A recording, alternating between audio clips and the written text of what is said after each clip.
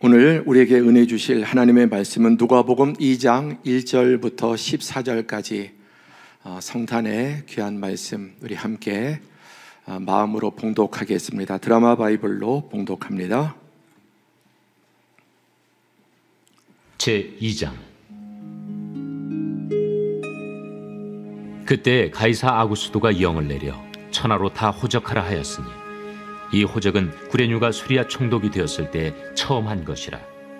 모든 사람이 호적하러 각각 고향으로 돌아가매 요셉도 다윗의 집 족속이므로 갈릴리 나사렛 동네에서 유대를 향하여 베들레헴이라는 다윗의 동네로 그 약혼한 마리아와 함께 호적하러 올라가니 마리아가 이미 잉태하였더라.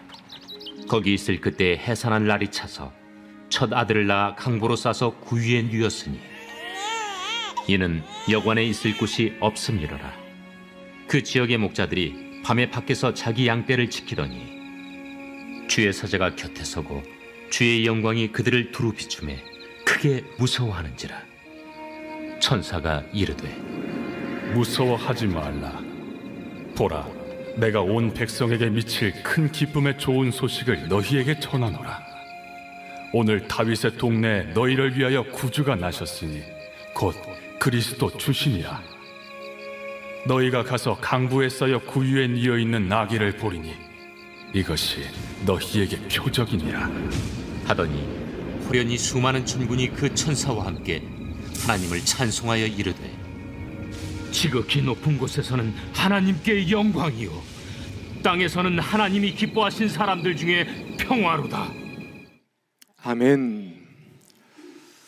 성탄절을 앞두고 4주간을 대림절이라고 합니다. 기다리는 절기, 메시아의 오심을 우리 인류의 또 우리 개인의 가정의 모든 문제의 진정한 해결자이신 메시아를 기다리는 이 4주간의 그 단어는 소망과 기쁨과 사랑과 평화입니다. 이제 수요일 성탄절을 앞두고 있는데 우리 사랑하는 성도들 여러분 마음속에 가정과 직장과 생업과 사업 모든 영역에 소망과 기쁨과 사랑과 평화가 회복되고 넘치기를 축복합니다. 자, 우리 서로 인사하겠습니다. 밝은 얼굴을 피고 메리 크리스마스. 자, 앞뒤에 또 멀리 있는 분도 우리 서울인형교회 믿음의 한 공동체 가족입니다. 여러분 가정에 이 성탄의 기쁨이 정말 다시 한번 크게 임하기를 축복합니다. 어두울수록 빛이 더 그 가치를 바라고 추울수록 따뜻함이 좋은 것처럼 주님의 은혜의 빛이 또 따뜻함이 우리 모든 성도들 가정에 함께하기를 바랍니다. 오늘 말씀의 제목은 온 백성에게 미칠 큰 기쁨의 좋은 소식입니다. 온 백성, 온 인류에게 누구에게도 예외가 없는 누구든지 이 소식을 받고 믿기만 하면 그의 인생에 가장 큰 기쁨이 되는 굿뉴스입니다. 요즘 AI가 발전하고 또 챗 GPT가 대단한 정말 위력을 발휘합니다. 얼마나 이걸 잘 쓰느냐가 이 시대에 또 생존의 중요한 무기고 도구가 됩니다. 저도 좀 챗 GPT를 잘 사용해야 되겠다 생각하고 조금씩 이렇게 좀 공부해 나가고 있는데 이번에 이런 질문을 던졌습니다. 인류 역사에서 가장 위대한 사건 12가지를 정리해 달라. 그랬더니 이 빠르고 충성스러운 비서가 이렇게 순식간에 12개를, 그런데 이것은 데이터와 통계에 의한 것입니다. 완전 객관적이긴 어렵지만 상당히 객관성을 확보하고 있는 데이터에 근거한 것입니다. 그래서 인류 역사의 가장 위대한 사건 12가지를 순서대로 해달라 했더니 이렇게 쫙 정리를 했습니다. 예. 페니실린, 항생제 이런 것 정말 대단한 인류 역사의 진보죠. 또 항공기, 로켓, 인류의 달 착륙, 자동차, 컴퓨터, 전화, 또 코로나 백신 개발되지 않았다면 지금도 우리가 이렇게 함께 모여서 예배하지 못할 것입니다. 그리고 이제 막 출발한 AI, 챗 GPT, 양자 컴퓨터 개발, 이것은 인류의 역사에 지금껏 보지 못했던 더 혁명적인 그런 변화를 가져올 것입니다. 우리는 기대보다 두려움이 있습니다. 또 질문을 던졌습니다. 인류 역사에 가장 큰 영향을 준 책 10권을 선정해 달라고 주문했습니다. 그 기준은 배포, 책에 배포한 숫자, 번역된 언어, 또 이런 차지하는 비율을 한번 자세히 통계를 내달라고 했더니 단연코 1번이 성경, 인류 역사에 가장 위대한 영향을 끼친 배포량은 50억 부가 넘습니다. 지금도 끊임없이 빠르게 성경은 지키고 보급되고 있죠. 그리고 성경이 번역된 언어가 구약은 히브리어, 신라는 신약은 헬라어인데 3,500개 언어로 번역이 됐습니다. 아직도 소수 종족까지 번역이 안 된 그런 종족을 위해서 성경을 번역하는 선교사들이 따로 있습니다. 그래서 전체 통계 비율의 50%의 책 한 권이 절반을 차지합니다. 두 번째는 꾸란인데 배포는 30억 부 이상, 전 세계에 이제 이슬람이 많죠. 번역 언어는 110개에 불과합니다. 성경의 3,500개에 비하면 꾸란의 110개는, 또 꾸란은 그렇게 크지도 않아, 성경의 3분의 1 정도밖에 안 됩니다. 전체 통계 비율에서 한 30%. 그 다음에 마오쩌둥의 책, 논어, 종의 기원, 그리고 그 중에 이제 현대에 와서 이기적 유전자. 그런데 대단히 유명하지만 통계 비율로 한 0.5%밖에 사실은 차지하지 않고 있습니다. 그러니 성경이 50%, 이런 역사의 위대한 책들이 0.5 이런 걸 보면은 얼마나 이 성경책이 위대한 책인가를 객관적으로 인정하지 않을 수 없습니다. 또 한 번 질문했습니다. 인류 역사에 가장 지대한 영향을 끼친 인물 10명을 선정해 달라. 그랬더니 이번에도 이렇게 10명을, 역시 이 세상에 나오는 그런 많은 자료들 그 통계 가운데 단연코 1번은 예수 그리스도, 인류 역사에 가장 지대한 영향을 미친 인물. 첫 번째. 앞으로 바뀔까요? 세상 끝날까지 이것은 바뀌지 않을 것입니다. 이렇게 그 다음에 빨간색 다빈치, 간디, 뉴턴, 마더 테레사 다 예수 그리스도의 영향을 지대하게 받은 예수 그리스도의 제자들이라 이렇게 할 수 있습니다. 자, 100명을 선정해 달라고 했으면 어떤 결과가 나왔을까요? 여기에 전체 예수님을 통해서 5명, 100명을 또 선정해도 50% 아마 이렇게 1000명을 해도 나올 겁니다. 그러니까 기독교가 인류 역사에 끼친 선한 영향력, 잘못된 기독교, 교권주의자나 교황주의자나 타락한 기독교가 아니라 진짜 기독교는 그 영향이 어떠한가를 너무나 자명하게 볼 수 있습니다. 오늘 본문은 로마가 지배하는 흑암의 세상으로부터 출발합니다. 지난주 설교 제목이 로마 제국에 사는 그리스도인이라고 그랬죠. 로마 제국에 사는 그리스도인. 오늘도 우리 이 시대 이름만 다르지 우리도 이 세상 전체가 로마 제국과 같다고 했습니다. 1절에 보면 그때 가이사 아구스도가 영을 내려 천하로 다 호적하라 하였으니 이 호적은 구레뇨가 수레야 총독이 되었을 때 처음 한 것이라. 이 성경, 예수 그리스도의 탄생, 성경의 모든 것은 역사입니다. 신화와 역사가 섞여 있는 게 아닙니다. 그리스, 로마 이런 다른 것, 신화와 역사가 이렇게 뒤범벅이 되어 있지만 성경은 100% 하나님의 역사이자 100% 역사입니다. 아멘. 성경을 신화와 무슨 교훈으로 나누고자 하는 시도는 대단히 여러분 어리석은 것입니다.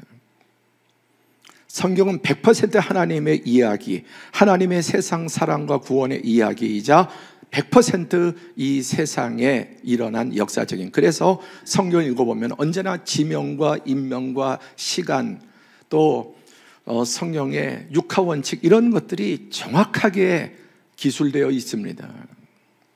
성경에 대한 오해를 풀어야 합니다. 그래서 오늘 예수님의 탄생도 그때 가이사 아구스도, 예수 그리스도가 탄생할 때가 역사적으로 언제였는가? 그 당시는 로마가 세계를 지배하던 시대였고, 오늘 본문에 1절에 나오는 가이사 아구스도가 어떤 사람입니까? 이 로마 제국의 가장 찬란한 황금기를 만든 사람입니다.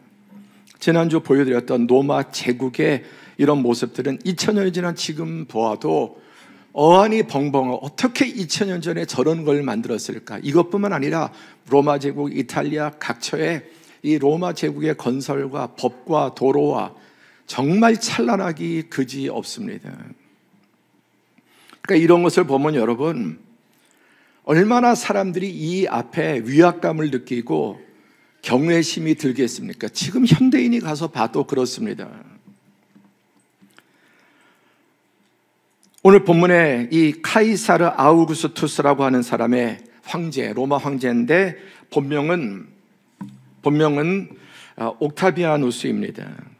그런데 여러분, 이런 제국은 어떻게 건설되었는가? 지상에 이런 로마 제국은 정말 황제가 신처럼 여겨지고 찬란합니다.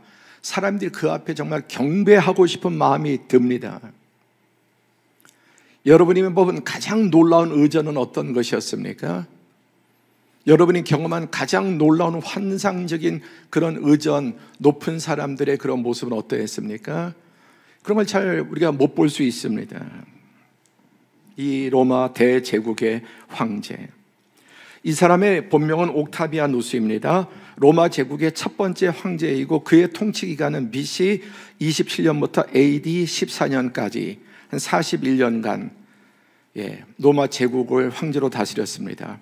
이때 로마의 정치적, 군사적, 정치적 안정과 경제적인 대번영의 시대였습니다. 로마 황제 1인의 절대적인 통치로 로마 제국은 번영과 영토 확장을 통해 로마의 종교, 문화, 언어, 법률, 제도의 눈부신 발전을 이루었습니다. 그러나 이 모든 찬란한 제국이 피지배 민족과 백성과 노예들의 피와 눈물과 땀을 착취한 결과였습니다.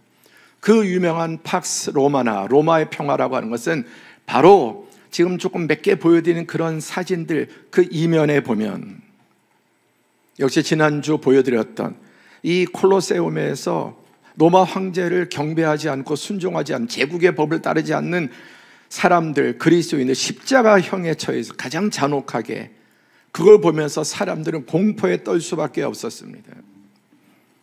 가장 대표적으로 박해를 받은 것이 이 로마 황제가 아니라 영원한 황제, 영원한 왕이신 하나님 예수 그리스도를 섬기고 그분의 법에 따라 살아가고자 하는 사람들을 잔혹하게 박해했습니다. 2000년 전 이런 유적들, 그래서 지난주 말씀드린 것처럼 로마 제국의 지하의 카타콤은 그 길이가 300km가 넘고 300년 동안 그 지하에 파고 들어가서 그들은 이 제국의 지배를 피해서 신앙을 지켜나갔습니다.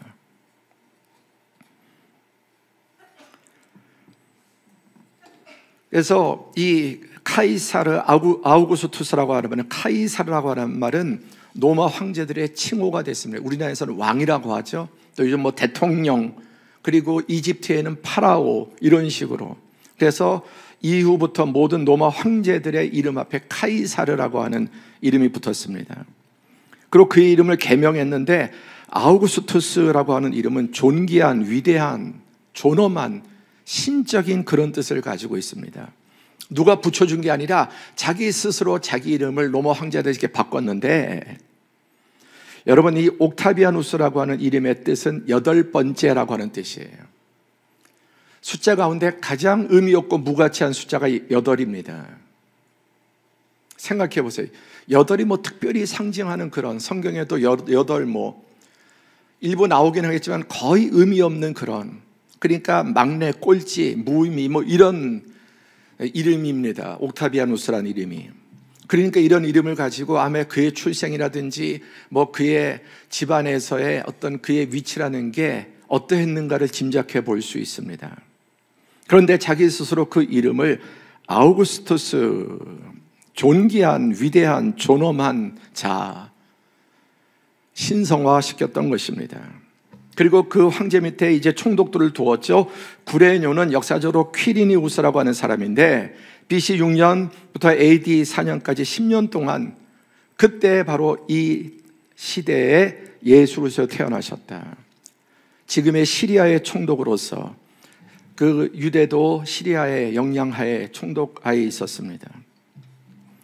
로마 황제의 명령을 따라 로마 제국 전역에 호적 명령이 내렸는데, 이 호적 명령의 센서스의 목적은 효과적인 통치, 군사 징집, 세금 징수를 위한 로마 제국의 손길이 발길이 닿지 않는, 지배력이 닿지 않는 곳이 없도록 하기 위한 거미줄과 같은 목적으로 인구를 조사했습니다. 이런 상황 속에 3절에 모든 사람이 호적하러 각각 고향으로 돌아가매, 이스라엘 유대도 로마 제국의 치하에 있었습니다. 4절에 보니까 요셉도 다윗의 집 족속이므로 갈릴리 나사렛 동네에서 유대를 향하여 베들레헴이라 하는 다윗의 동네로 그 약혼한 마리아와 함께 호적하러 올라가니 마리아가 이미 잉태하였더라. 만삭된 상태. 요셉도 이 로마 황제의 명령을 따라서 저 북쪽 끝에 갈릴리 나사렛 동네에서 살고 있었는데, 원래는 유대 베들레헴, 예루살렘 바로 인근에 있는 작은 마을입니다. 그래서 유대를 향하여서 자신의 고향인, 그리고 이 베들레헴은 다윗의 고향입니다. 다윗의 고향.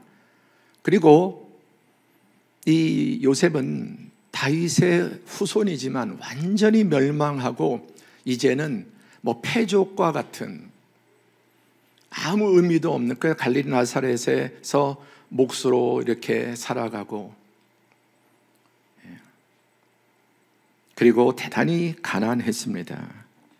그런데 만삭이 되었는데 그 갈릴리로부터 예루살렘 인근의 베들레헴까지 황제의 명령 때문에 그 무거운 몸을 이끌고 올라가야 했습니다. 그런데 이 로마 황제의 칙령에 따라서 이렇게 어쩔 수 없이 복종하고 고향으로 가서 호적하러 갔지만 여기에 하나님의 섭리가 있었습니다. 베들레헴 에브라다야, 너는 유다 족속 중에 작을지라도 이스라엘을 다스릴 자가 내게서 내게로 나올 것이라. 그의 근본은 상고에 영원에 있느니라. 구약의 미가 선지자가 예언하길, 베들레헴 에브라다야, 너는 유다 족속 중에 아주 작은 그런 마을이지만 이스라엘을 다스릴 자가, 즉 메시아가 베들레헴에서 태어날 것이다. 그런데 그는 베들레헴에서 태어나지만 그의 근본은 상고에 영원에 있느니라. 상고, 태초부터 영원부터 계시던 분이 베들레헴에서 메시아로 태어날 거라고 하는 예언의 성취입니다. 또 이사야 9장 1절 2절에 교회에 나와서 계속 말씀을 들은 분들은 익숙한 말씀이겠지만, 또 이 메시아에 대한 또 다른 예언입니다. 메시아의 탄생은 어떤 일을 가져오는가? 전에 고통받던 자들에게는 흑암이 없으리로다.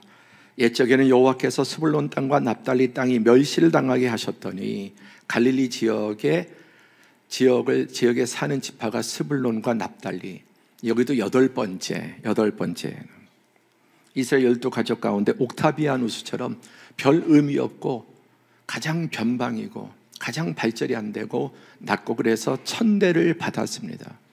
어느 나라나 민족이나 천대받는 계층이 있습니다. 동족인데도 갈릴리가 그랬습니다. 그러나 후에는 해변길과 요단 저편 이방의 갈릴리를 영화롭게 하셨다. 완전히 이방 나라 오랑캐 이렇게 취급한 그 갈릴리를 영화롭게 하셨다. 여러분, 2000년 지난 이 갈릴리가 얼마나 유명해졌습니까? 얼마나 베들레헴이 유명해졌습니까? 전 세계 그리스도인의 마음의 고향 베들레헴, 예루살렘, 갈릴리. 하나님의 말씀대로 이 별 볼 일 없는 조그만 동네가 예수 그리스도께서 태어나시고 사신 곳이 영화롭게 되었고, 2절에 결과는 무엇입니까? 시작. 흑암에 행하던 백성이 큰 빛을 보고 사망의 그늘진 땅에 거주하던 자에게 빛이 비치도다. 전에 고통받던 자들에게 흑암이 없으리로다.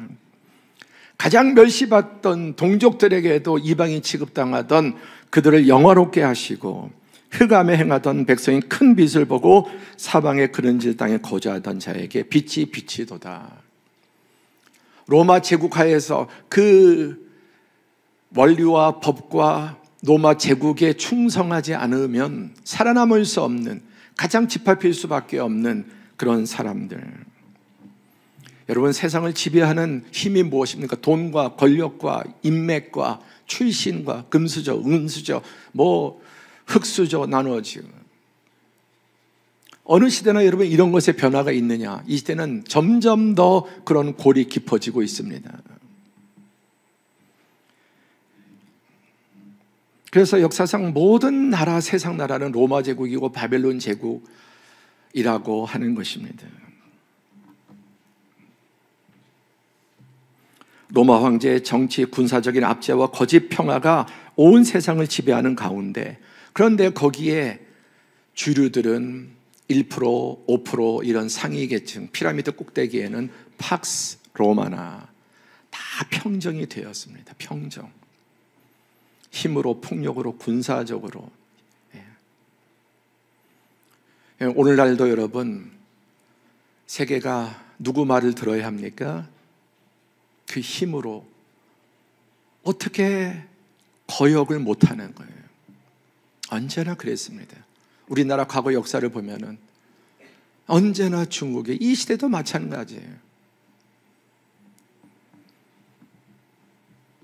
평화인데 완전히 짓밟히고 압제되고 숨소리조차 내지 못하는 그런 평화. 예수님의 탄생은 이 땅에 참된 구원과 참된 평화와 하나님 나라의 빛을 가져왔습니다.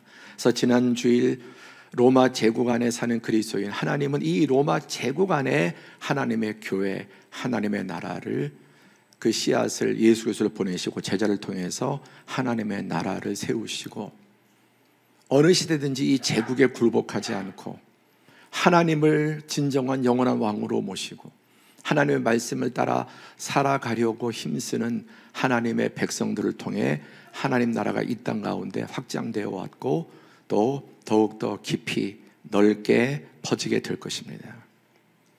그리고 여러분의 삶 한 사람 한 사람 통해서 여러분 이런 질문 해보십시오. 만약에 내 삶에 신앙이 없었다면, 하나님 예수 그리스도가 없었다면 여러분은 어떠한 인생을 살게 될 것 같습니까? 모자라고 부족한 것만 생각하지 말고, 만약에 내 인생에 이 복음, 성경의 진리, 하나님이 믿는 믿음이 없다면 여러분의 삶은 더 좋아졌으리라고 생각합니까? 저는 한 분도 그럴 거라고 말하는 분이 없으리라고 믿습니다. 그리고 지금보다 더 큰 변화를, 그 만왕의 왕, 만주의 주, 진리의 말씀은 우리의 삶을 점점 더 깊은 곳으로 우리를 변화시키고 이끌어 가실 것입니다.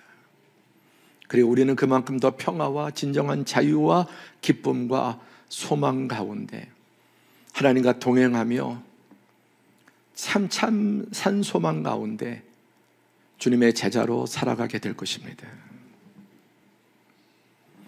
로마 황제의 호적 명령과 같이 지극히 정치적인 명령도 하나님의 섭리 안에서 사용되었다. 지금 좀 길게 이 배경을 설명하지 않았습니까? 왜? 이렇게 해서 제국을 더 바벨탑을 더 높게, 더 찬란하게, 더 영원하게 빼앗기지 않기 위해서 자자손손 물려주고, 또 불로초를 구해서라도 이 지배권과 부귀 영화를 누리고자 하는 자들, 그게 로마 제국의 사람들의 가치입니다. 그리고 그렇게 지배하는 것 같지만 그 황제의 명령도 하나님의 섭리 안에 사용되고 있다. 아멘. 이게 우리의 믿음이에요. 그래서 세상에 아무라고 완전히 뒤집혀져 있고 이게 완전히 뒤죽박죽 엉망이라고 분노할 수 있지만, 그러나 하나님은 그 속에서 역사의 고삐를 쥐고 역사의 운전대를 쥐고, 하나님은 그 악한 속에서도 하나님의 선한 뜻과 목적을 이루어 가시고 있다. 아멘. 지금도 그렇다. 나에게도 그렇다. 이걸 믿는 거예요, 우리가. 그러니까 어떤 특정한 파에 서서 이리저리 분노하고 싸우고 상대를 경멸하고 얼굴 보이지 않으니까 그 무명 속에서 그런 어떤 자기가 반대하는 세력에 대해서 분노와 저주를 쏟아붓고 자기가 의로운 것 같지만 제3의 길, 함께 하죠. 제3의 길. 좌로나 우로나 치우치지 말고 어떤 것이든지 간에 그리스도인의 길은 제 삶의 길입니다. 아멘. 그리고 그 사이에 찢어진 그 상처를 꼬매고 상처를 치유하고 하나 되게 만드는 건데 주동을 하고 있어요. 주동을 찢는데 더 찢고 더 찢고 더 찢고, 그리고 그게 정의인 줄 알아요. 여러분, 그리스도인은 그렇게 예수님이 어디에 속했습니까? 어느 파를 지지하셨습니까? 어떤 파에도 예수 그리스도는 속하지 않았고 지지하지 않았습니다. 사람은 똑같습니다. 세상은 똑같습니다. 좌나 우나 결과를 보면 똑같아요. 인간의 타락성은 인간을 구원하지 못합니다.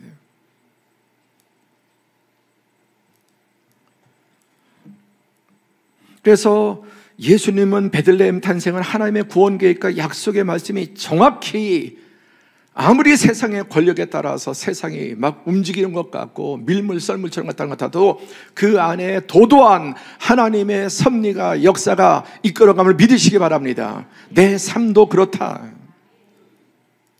내 인생 전체도 하나님의 섭리 가운데 모든 것이 합력하여 결국은 선을 이룰 것을 믿으시기 바랍니다.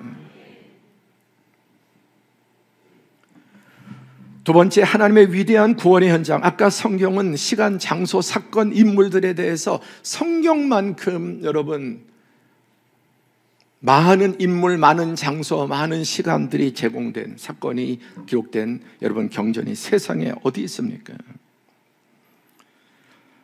이 로마가 지배하는 흑암의 세상 가운데 우리 하나님의 위대한 구원의 현장은 어디였습니까? 3절에 보니까 모든 사람이 황제의 명령을 따라서 호적하러 각각 고향으로 돌아갑니다. 하나님의 백성들도 세상에 살기 때문에 그렇습니다. 요셉도 다윗의 집 족속이므로 갈릴리 나사렛 동네에서 유대를 향하여 베들레헴이라 하는 다윗의 동네로 그 약혼한 마리아와 함께 호적하러 올라갈 수밖에 없었습니다. 마리아가 만삭 상태인데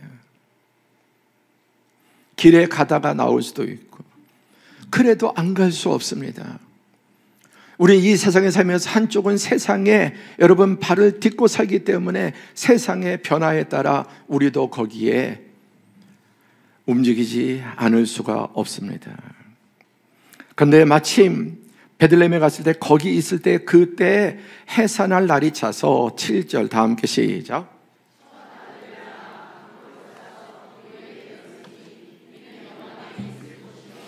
얼마나 찢어지게 가난했든지 여관방 여인숙에 들어갈 돈도, 그런 장소도, 그리고 원래 고향이면 여러분 가운데 고향에서 떠나서 오래 서울에서 지금 살고 있지만 고향에 가족들이나 일가 친척들이 아마 많이 살 겁니다. 저 같은 경우 실향민의 아들이니까 그런 게 없지만, 그러면 여러분 고향에 돌아가면 그래도 친척집에 만삭한 그 시대, 정이 많고 인간의 도리가 그래도 그렇게 가득했던 시대에 친척집 하나에도 어떻게 갈 데가 없었을까요? 여관이 없어서 마구간, 말구유에 태어났습니다. 이게 하나님의 위대한 구원의 현장입니다. 마태복음 1장 18절에서 20절에 보면은 예수 그리스도의 나심은 이러하니라. 그의 어머니 마리아가 요셉과 약혼하고 동거하기 전에 성녀로 잉태된 것이 나타났더니 그의 남편 요셉은 의로운 사람이라 그를 드러내지 아니하고 가만히 끊고자 하여. 약혼녀가 자기와 동침한 적이 없는데 배가 불러오는. 요셉이 얼마나 괜찮고 의로운 사람인지 그 당시에 여러분 돌로 쳐서 죽일 일이 실제 돌로 쳐서 조용히 그냥 파혼하는 것으로 그렇게 생각했습니다. 이것은 마리아도 요셉도 믿을 수 없는, 그래서 딴 남자와 이런 관계가 있구나. 얼마나 분노했겠습니까? 얼마나 죽이고 싶었겠습니까? 그러나 조용히 끊고자 했습니다. 이 일을 이제 생각하고 고민하고 있는데 주의 사자가 현몽하여 이르되 다윗의 자손 요셉아 내 아내 마리아 데려오기를 무서워하지 말라. 그에게 잉태된 자는 성령으로 되는 것이라. 여러분 가운데 성경의 많은 부분들이 믿어지는데 이건 진짜 못 믿겠다. 여자 혼자 동정녀 처녀가 남자 없이 혼자서 아이를 낳아? 이건 정말 못 믿겠다. 예, 따뜻한 마음으로 말씀드립니다. 도대체 그런 기준과 근거, 뭐는 되고 안 되는 기준은 어디에 있을까요? 태초에 하나님의 말씀으로 천지를 창조하셨는데 이건 믿고 이건 안 믿는 기준은 도대체 어디에, 여러분의 이성에 어디에 근거하고 있습니까? 하나님을 믿으면 태초에 천지 만물을 창조하신 성경의 출발이 그것인데 그것을 믿으면 좀 이상한 말이지만 동정녀에서 아이가 탄생하는 게 그게 무슨 놀라운 일입니까? 그러니까 이건 못 믿겠다는 그 생각이 있다면 오늘 떨쳐버리시기를 바랍니다. 믿음으로 아멘. 하나님은 하실 수 있다. 성령으로 되는 것이라. 태초 하나님이 천지를 창조하실 때 하나님의 영이 수면을 감싸고 있어. 닭이 알을 품듯이. 그리고 하나님의 말씀의 씨앗이 있으라 있으라 있으라 그대로 되니라 그대로 되니라. 성령께서 마리아의 태에 하나님의 독생자 예수 그리스도를 인간의 몸으로 입도록 그렇게 하나님의 창조의 역사가 일어난 줄 믿습니다. 믿으면 하나님의 영광을 봅니다.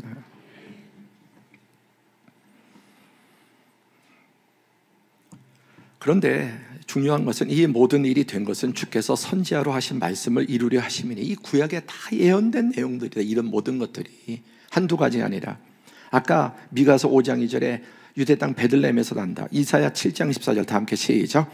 그러므로 주께서 친히 징조를 너에게 주실 것이라. 보라 처녀가 잉태하여 아들을 낳으리니 그의 이름을 임마누엘이라 하리라. 이미 이사야 선지자는 740년 전에 앞으로 처녀가 잉태하여 아들을 낳을 것인데 그의 이름은 임마누엘이라. 하나님이 우리와 함께 계신다 사신다. 아멘. 그리고 예수님에 관한 그 예언이 구약 창세기부터 말라기까지 300여 회가 나옵니다. 어떻게 죽으실지 어디에 사실지 그분의 고난과 그의 생애에 대해서 구약은 예언하고 있습니다.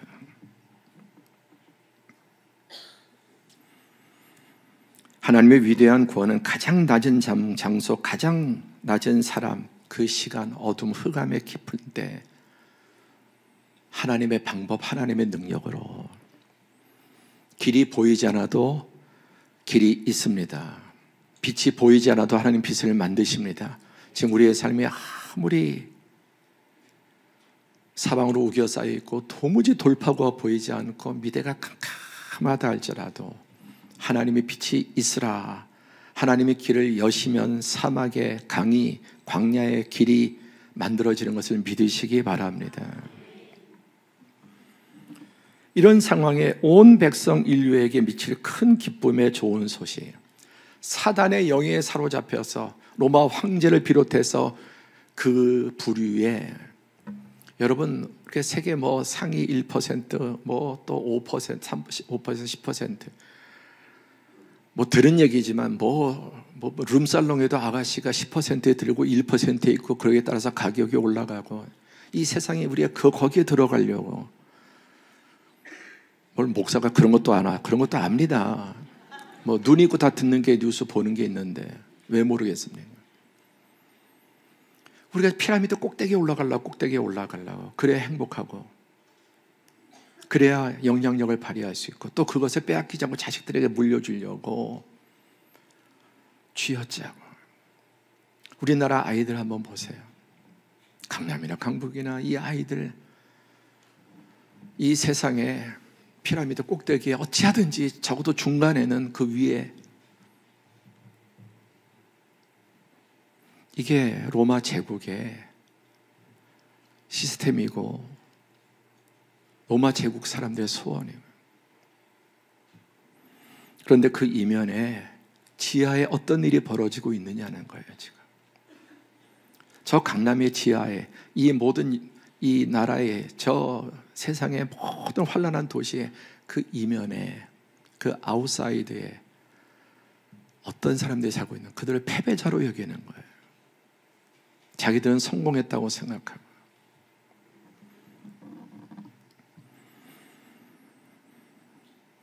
이 온 백성은 전 인류이지만 특별히 낮은 자들입니다. 그 지역의 목자들이 밤에 밖에서 자기 양떼를 지키더니 가장 천대받는 그냥 사람들, 목자들. 아까 요셉도 나사렛의 목수예요. 밤에 잠도 자지 못하고 밤을 새면서 양떼들을 지키는데 그때 주의 사자가 곁에 서고 주의 영광이 그들을 두루 비치며 크게 무서워하는지라. 천사가 이르되 무서워하지 말라. 보라, 내가 온 백성에게 미칠 큰 기쁨의 좋은 소식을 너희에게 전하노니. 11절 시작. 오늘 다윗의 동네에 너희를 위하여 구주가 나셨으니 곧 그리스도 주시니라. 최초의 성탄절, 하늘의 천사가 나타나서 그 어둠과 추위 속에서 떨고 잠도 자지 못하고 그 자기 일에 매달려야 하는 목자들에게, 오늘도 살아가는 성도들의 삶 가운데 이런 그 시대의 목자와 같은 그런 상황 속에, 어둠 속에 있다면 주의 천사가 내려와서 예수 그리스도의 복음을 통해 거기에서 빛 가운데로, 구원 가운데로 인도하는 은혜가 경험되기를 축복합니다.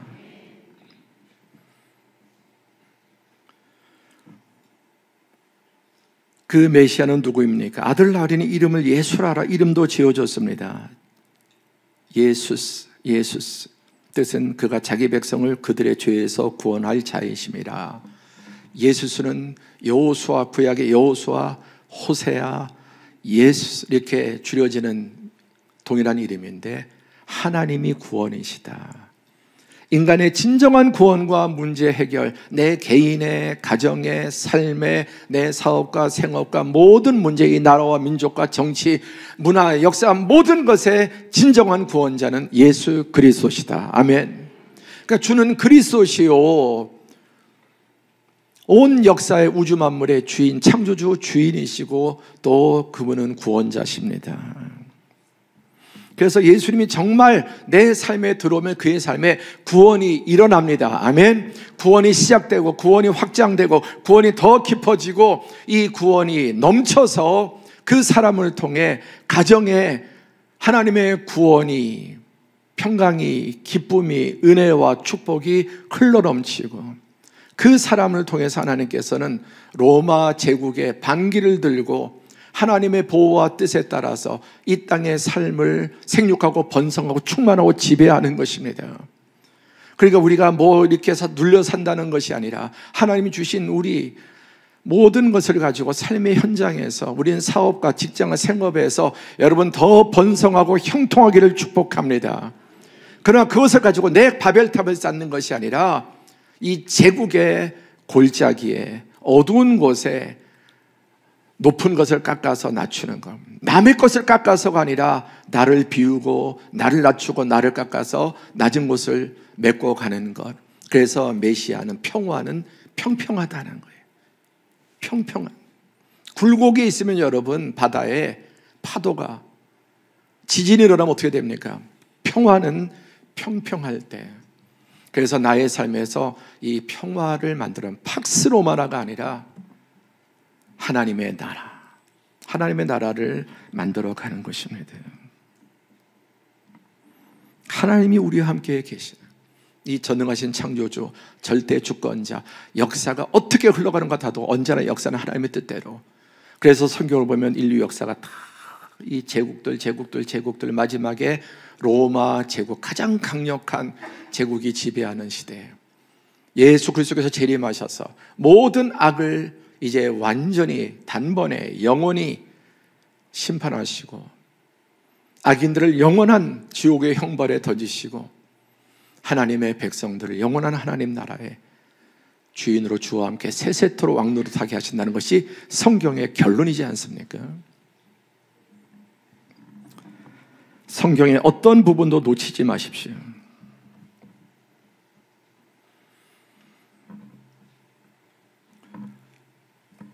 그 소식에 후련히 수많은 천군이 그 천사와 함께 하나님을 찬송하여 이르되 다 함께 지극히 높은 곳에서는 하나님께 영광이요 땅에서는 하나님이 기뻐하시는 사람들 중에 평화로다. 함께하죠. 내가 그다. 예. 오늘 말씀의 제목, 온 백성에 미칠, 온 인류에게 미칠 큰 기쁨의 소식인데 누구에게 주어지지만 어떤 사람? 하나님이 기뻐하신 사람, 마음이 겸손한 사람, 심령이 가난한 사람만이 이 복음을 아멘 하고 받아들일 수 있습니다. 오늘 이 복음에 혹시 회색지대에 계신 분이 있다면 이 참되고 영원한 검증된 복음을 아멘으로 받아들이시길 바랍니다. 그래서 여러분 속에 하나님 나라가 더 크고 밝고 강하고 환하게 강력하게 임하기를 축복합니다. 목자는 사회적으로 천대받는 계층이었지만 하나님의 복음의 기쁜 소식을 가장 먼저 받았습니다. 요셉도 마리아도 마찬가지고, 이는 복음이 모든 사람에게 열려있다는 것을 보여줍니다. 낮은 자와 소외된 자를 향한 하나님의 관심과 사랑을 보여줍니다. 우리도 이 시대에 높은 곳이 아니라 피라미드 꼭대기가 아니라 하나님 안에서 열심히 하나님의 지혜와 능력으로 도우심으로 살고 어디까지 올라가든지 항상 낮은 곳에 관심을 가지고 나누는 저와 우리 모든 성도들이 되기를 축복합니다. 말씀을 정리해보면 챗 GPT에게 이 좋은 비서에게 또 이렇게 숙제를 냈습니다. 인류 역사상 가장 악명 높은 인물 10명을 뽑아줘. 그랬더니 네 하고 이렇게 아돌프 히틀러, 요제프 스탈린, 폴포트, 앙리 디발, 또 이반 7세, 뭐 일본의 제국주의자들, 아우구스투스, 바로 이 황제, 지금 오늘 누가복음 2장에 나오는 그 황제가 바로 아우구스투스 시작이죠. 칼리쿨라, 아주 광기의 폭정, 잔혹함으로 유명한 알렉산더 대왕, 영웅이라고 하지만은 영웅은 무슨 개뿔. 티무르. 여러분, 이들 가운데 하나님의 사람이 있습니까? 복음이 하나님의 영 있는 사람이 단 한 명도 없습니다. 100명을 뽑은들, 여러분 절대로 역사에 가짜 거짓된 그리스도, 예수님의 제자, 황제, 교황이라도 그가 어떤 성직을 가졌다 할지라도 하나님의 이름으로 거짓으로 이 로마 제국의 영광을 얻으려고 하는 가짜들이 많단 말이에요. 언제 어디서나 가라지와 알곡이 있습니다. 교회 안에도 예수님은 가라지와 알곡이 있다. 내버려둬라. 하나님이 뽑을 때가 있다는 역사 속에서도. 소원하기를 서울운영교회 가운데 가라지가 단 한 명도 없기를 바랍니다. 예수 그리스도의 제자는 누구도 이러한 삶을 살 수 없습니다. 반대로 인류 역사에 가장 선한 영향을 끼친 인물 10명을 뽑아달라고 질문했습니다. 그랬더니 이렇게, 이건 객관적이고 통계적이란 말이에요. 완전히 객관성이 있다고 할 수 없지만 이 세상의 모든 정보들 이런 것들 취합해서 마하트마 간디, 인도의 간디, 가장 존경하는 인물, 따르고 싶은 인물이 예수 그리스도. 교회와 그리스도인은 싫지만 예수 그리스도는 가장 따르고 싶은. 마틴 루터 킹 주니어, 넬슨 만델라, 노랗게 여러분 색칠한 이 사람들 10명 중에 9명이 다 예수 그리스도의 제자들이에요. 예수 그리스도의 영향을 받은 사람들이에요. 100명을 뽑아도 1000명을 뽑아도 이 비율은 여러분 동일할 것입니다. 그리고 이렇게 위대한 인물은 아니라 할지라도 우리 사랑하는 성도들이 우리 삶의 현장의 가정에서 예수 그리스도의 제자로서 그분을 구주로 모시고 그분의 약속을 신뢰하고 이렇게 우리가 살아가는 성도들인 줄 믿습니다. 자, 온 백성에 미칠 큰 기쁨의 소식 4가지로 합니다. 한번 크게 같이 읽어 주시겠습니까? 시작.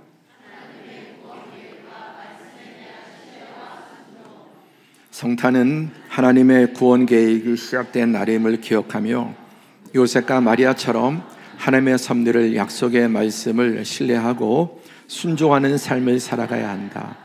우리의 삶이 하나님 뜻 안에서 쓰임받는 도구가 되도록 헌신하자. 아멘. 두 번째, 복음의 기쁨과 평화로 충만한 삶. 예수님의 오심을 기뻐하며 복음의 소망과 평화로 가득한 삶을 살아가야 한다. 하나님께 경배와 찬양을 드리며 어두운 세상과 현실 속에서도 하나님의 주권과 섭리를 의지하며 하나님의 때를 믿고 인내하며 살아가자. 아멘. 세 번째, 겸손과 삶에서의 사랑 실천. 예수님처럼 겸손히 이웃을 섬기며 낮은 자리에서 사랑을 실천해야 한다. 어려운 이웃을 돕고 가장 낮고 소외된 사람들에게 하나님의 사랑을 전하는 구체적인 행동으로 예수님의 삶을 따르자. 아멘. 교회적으로, 개인적으로 여러분의 사업과 모든 삶을 통해 이 실천이 더 풍성해지기를 축복합니다. 마지막 네 번째, 기쁜 소식의 전파와 화평의 삶. 목자들처럼 성탄의 기쁨을 이웃에게 전하며 가정과 모든 관계에서 용서와 사랑을 실천해야 한다. 사회의 갈등과 분열을 치유하고 하나님의 평화를 이루고 우리의 삶이 복음의 빛과 소망을 세상에 전하는 통로가 되도록 헌신하자. 아멘. 기도하겠습니다.